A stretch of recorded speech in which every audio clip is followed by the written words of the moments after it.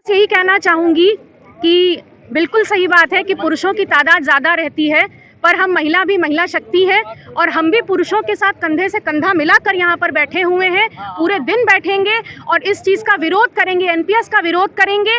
और सरकार से मैं यही कहना चाहूँगी कि जिस तरह से हमारी सरकार मोदी जी भगवान श्री राम को इतने सालों बाद इतने सम्मान के साथ, इतने धूमधाम के साथ लेकर आ रही है, इसी के साथ हम महिलाओं के लिए, हम पूरे रेलवे कर्मचारियों के लिए वो ओपीएस को भी वापस लेकर आए। ये न्यू पेंशन स्कीम अगर बहुत अच्छी है तो उसको अपने विधानसभा के अंदर, लोकसभा के अंदर अपने ऊपर पहले लागू करें। पूरे देश में एक संदेश दे रहे हैं कि अयोध्या में राम मंदिर बन रहा है और राम राज आ रहा है। तो राम राज जब था तो उस समय कोई दुखी नहीं रहता था। तो ये देश के प्रधानमंत्री ये सुन लें आप लोगों के माध्यम से कि राम राज तभी आएगा, आपने मंदिर का निर्माण किया ठीक है, लेकिन जो देश के अंदर ये न्यू पेंशन स्कीम जो लागू किए हैं, इससे आने वाले समय में जो हमारे कर्मचारी, इस देश को रेलवे एक ऐसा विभाग है जो जाड़ा, गर्मी, बरसात, धूप, आंधी, तूफान कभी दिन रात 24 घंटे चल रही है युवाओं सहित।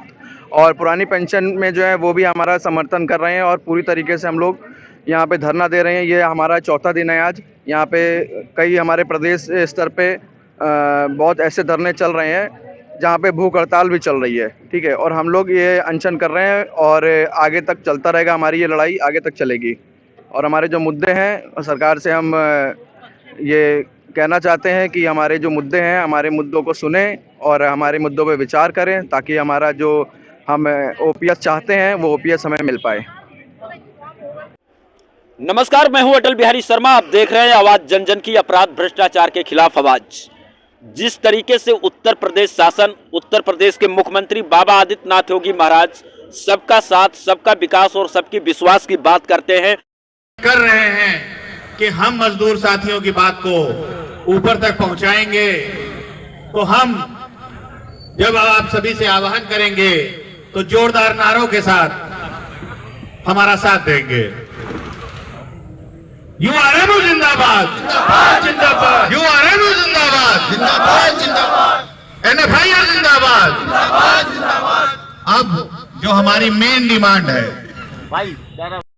NPS go back, go back, go back, NPS go back, go back, go back, NPS go back, go back, go back, NPS go back, go back, go back, NPS go back, go back, go back, NPS go back, go back, go back, NPS go back, go back, go back, NPS go back।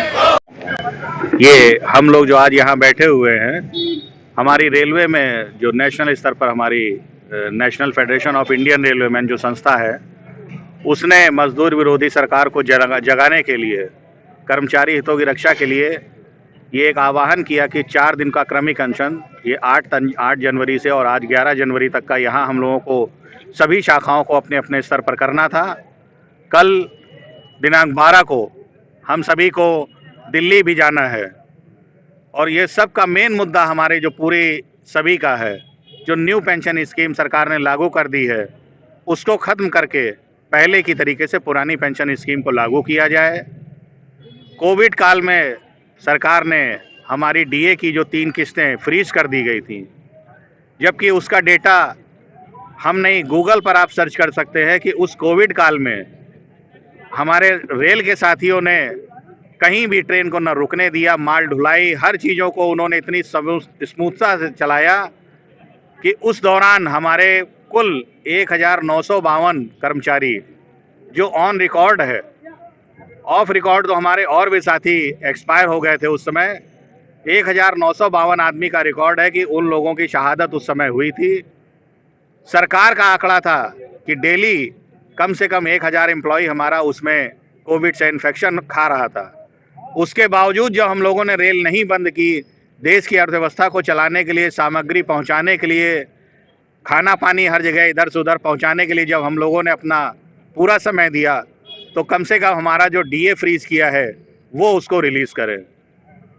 तीसरी हमारी demand है, जो हर 10 साल पर वेतन आयोग हम लोगों का पे होता था, अभी तक 2026 में हमारा वेतन आयोग ड्यू है। अभी तक गवर्नमेंट ने 8वां वेतन आयोग ना बैठाया, ना वेज रिव्यू कमेटी बैठाई। तो वो भी हमारी एक डिमांड है, क्योंकि उसमें भी सब चीज़ें देखनी पड़ती हैं। 2 साल 3 साल समय उसमें लग जाता है वेज रिव्यू कमेटी में। तो हम लोगों की ये डिमांड है कि कर्मचारी की इन सभी बातों को ध्यान में रखा जाए, और अगर नहीं मानती है गवर्नमेंट तो जैसा हम लोगों का ऊपर के नेताओं का आदेश होगा, चाहे वो जैसे 3 दिन 4 दिन की हड़ताल हम लोगों ने यहाँ करी, कल दिल्ली में हम लोगों का प्रदर्शन है, उसके बाद वहीं पर आगे की रणनीति तय होगी। वो जैसा निर्देश देंगे उसी पर हम लोग आगे फॉलो करेंगे। जो ये न्यू पेंशन स्कीम जो लागू किया है सरकार ने, उसके विरोध में ये 4 दिन 8 से 11 हमारे रेल कर्मचारियों का NFIR के आह्वान पे जो धरना प्रदर्शन किया जा रहा है। भाई ये न्यू पेंशन स्कीम अगर बहुत अच्छी है तो उसको अपने विधानसभा के अंदर, लोकसभा के अंदर अपने ऊपर पहले लागू करें। पूरे देश में एक संदेश दे रहे हैं कि अयोध्या में राम मंदिर बन रहा है और राम राज आ रहा है। तो राम राज जब था तो उस समय कोई दुखी नहीं रहता था।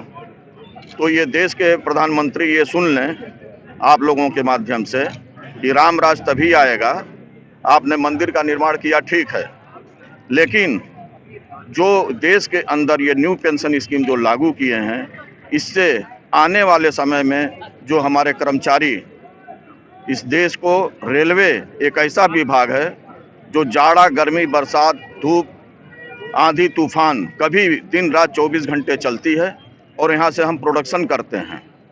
रेल कोरोना के समय भी नहीं रुकी थी, रेलवे रुक जाती तो ये देश रुक जाता। कितने कर्मचारी हमारे उसमें शहीद हुए ये अभी हमारे बताया गया आपको।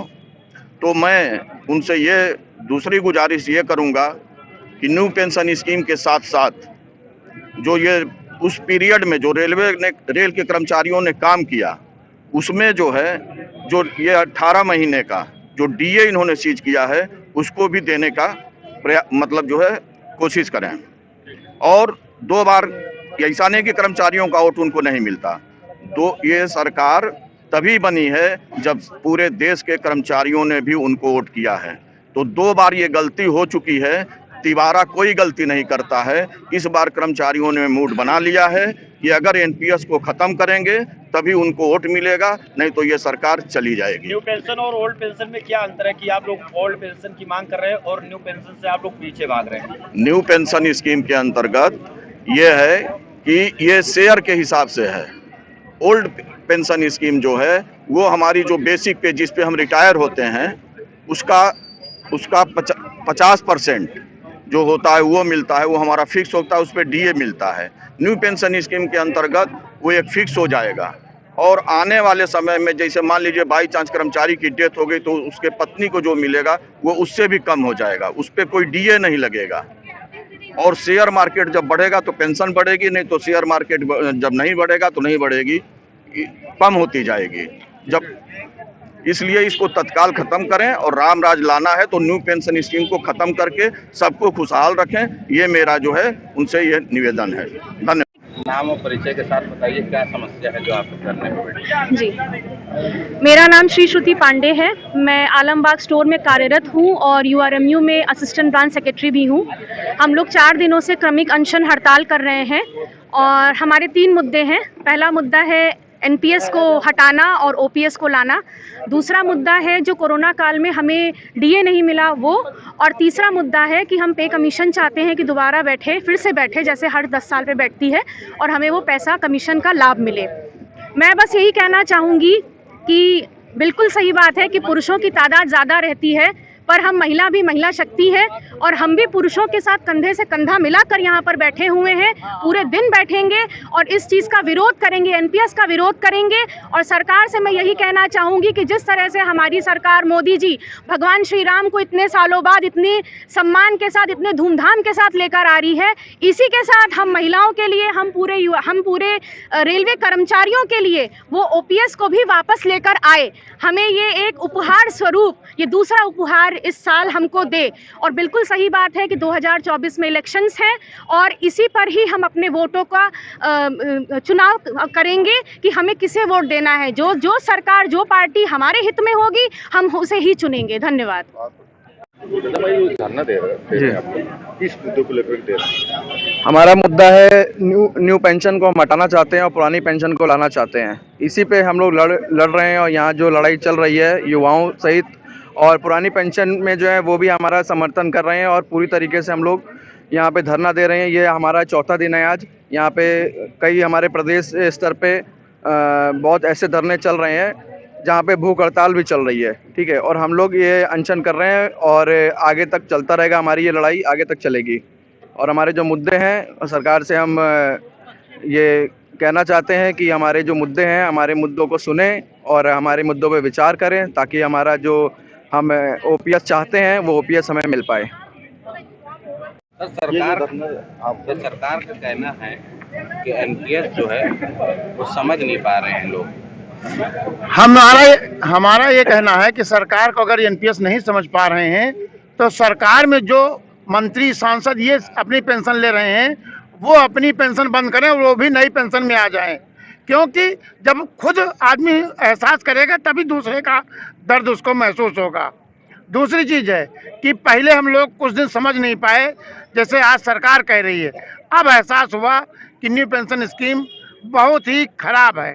दूसरी चीज़ है कि इनकी पॉलिसी ये है कि आगे 6-6 महीने में रिटायरमेंट करेंगे, तो उसमें ये होगा कि आज अगर ये 6 महीने जब रिटायरमेंट जैसे जून और दिसंबर में करेंगे तो उस समय ये शेयर डाउन कर देंगे और जो बेनिफिट हैं वो उतने न मिलके एम्प्लॉइयों को बहुत कम मिलेंगे। दूसरी चीज़ है कि न्यू पेंशन में कोई भी पीपीओ नहीं मिलता। जैसे ओल्ड पेंशन स्कीम में पीपीओ मिलता है, वो पेंशन पे ऑर्डर होता है, उसमें कोई पीपीओ नहीं मिलता और न्यू पेंशन के साथ साथ डीए भी नहीं मिलेगा। तो इसलिए हम लोग ओल्ड पेंशन की मांग कर रहे हैं और ओल्ड पेंशन के लिए ही बेसिकली ओल्ड पेंशन के लिए धरना प्रदर्शन कर रहे हैं। 24 के चुनाव नजदीक है, अगर मांगे नहीं पूरी होती हैं तो किस तरीके से? तो 24 के चुनाव के बारे में हमारा ये कहना है कि हम चूँकि केंद्र की यूनियन में भी हैं, तो हमारा सिर्फ एक उद्देश्य है कि जो सरकार या जो पार्टी ओल्ड पेंशन की बात करेगी, हम लोग परिवार सहित और जो दोस्त और व्यवहारियों को भी हम कर सकते हैं कि जो पेंशन की बात करेगी उसी को वोट कराएंगे। हमें किसी बीजेपी या कांग्रेस या सपा या बसपा से कोई परहेज नहीं है। हम अपनी जो हमारी पेंशन की बात करेगी उसी को वोट कराएंगे परिवार सहित।